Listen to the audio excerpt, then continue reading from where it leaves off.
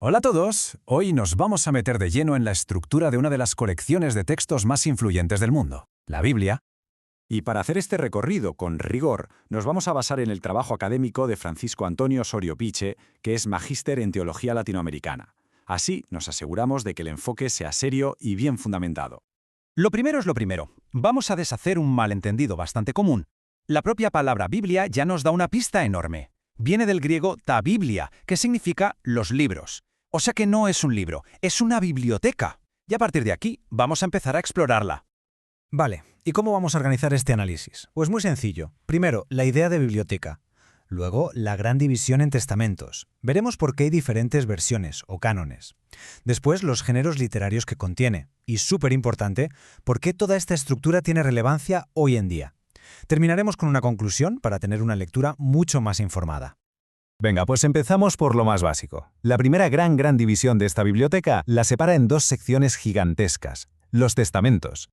Y aquí viene algo clave. La palabra testamento viene del latín testamentum, que no significa última voluntad, como podríamos pensar, sino pacto o alianza. Esto es fundamental, porque cambia toda la perspectiva. Estamos hablando de los dos grandes pactos que, según estos textos, se establecen entre Dios y la humanidad. A ver, si lo ponemos frente a frente, es muy claro. El Antiguo Testamento se centra en ese pacto original con el pueblo de Israel, y el Nuevo, pues como su nombre indica, en el nuevo pacto que se establece a través de Jesucristo. Pero ojo, la diferencia crucial no es solo temática. Mientras que el Nuevo Testamento tiene una composición fija, con sus 27 libros aceptados por casi todos, es en el Antiguo Testamento donde encontramos las variaciones más importantes entre las distintas tradiciones cristianas. Y esto último que acabamos de mencionar nos lleva de cabeza al siguiente punto, que es quizá el más complejo. ¿Por qué no todas las Biblias son iguales? ¿Por qué unas tienen más libros que otras? Exacto. Esta es la pregunta del millón y la que genera más confusión. La respuesta, en una palabra, es el canon. ¿Y qué es un canon?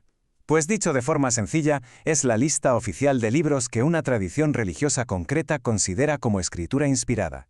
Es, por así decirlo, el índice oficial y aceptado de su biblioteca sagrada. Este gráfico lo deja clarísimo. Fijaos, las tradiciones protestantes manejan un canon de 66 libros, las católicas 73 y las ortodoxas pueden llegar a tener 78 o incluso más. Hay una diferencia notable, como se puede ver. Vale, ¿y de dónde sale esa diferencia de libros? Pues el meollo de la cuestión está en un grupo de textos que reciben dos nombres distintos según la tradición. En el mundo católico y ortodoxo se les llama deuterocanónicos. Para los protestantes son los apócrifos.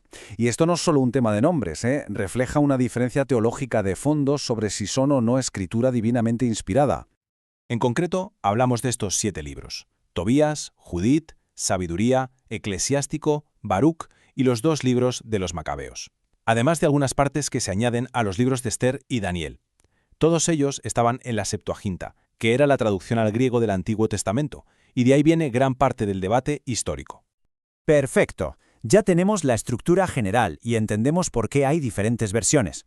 Ahora vamos a meternos dentro de la biblioteca a ver cómo están organizados los libros en sus estanterías. Vamos a hablar de los géneros literarios.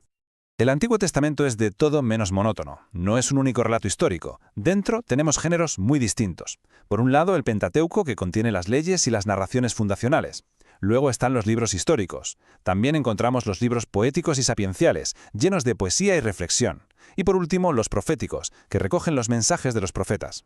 Y en el Nuevo Testamento pasa algo parecido. También está organizado por tipos de texto. Tenemos los Evangelios, que son 4 relatos sobre la vida de Jesús, un libro histórico, los Hechos de los Apóstoles, luego un montón de cartas o epístolas dirigidas a las primeras comunidades cristianas. Y finalmente, un libro único en su género, el Apocalipsis, que es un texto apocalíptico, lleno de simbolismo.